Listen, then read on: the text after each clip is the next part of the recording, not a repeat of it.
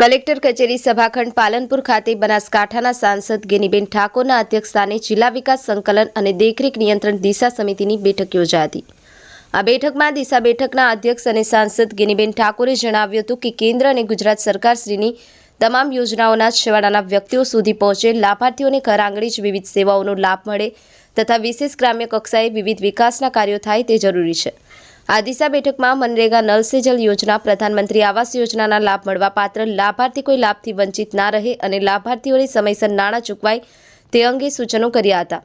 આ સાથે સ્વચ્છ ભારત મિશન, દીનદયાળ અંત્યોદય યોજના, સ્વસહાય જૂથોને બેંક દ્વારા ધિરાણ, પ્રધાનમંત્રી કૃષિ સિંચાઈ યોજના, પ્રધાનમંત્રી ગ્રામ સડક યોજના, પશુઓનું રસીકરણ, પ્રધાનમંત્રી માતૃવંદના યોજના સહિતની યોજનાઓ બાબતે પ્રગતિની સમીક્ષા કરાઈ હતી।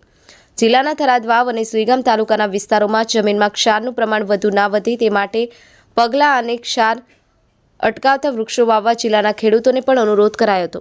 દિશા બેઠકમાં જિલ્લા કલેક્ટર મિહિર પટેલે જણાવ્યું હતું કે આગામી ઓક્ટોબર મહિનામાં જિલ્લાના તમામ તાલુકાઓમાં ખાતે દિવ્યાંગ સેવા સેતુ કાર્યક્રમ યોજાય અને દિવ્યાંગ લોકોને સાધન સહાય વિતરણ થાય તે મુજબનું આયોજન કરવા જણાવ્યું હતું।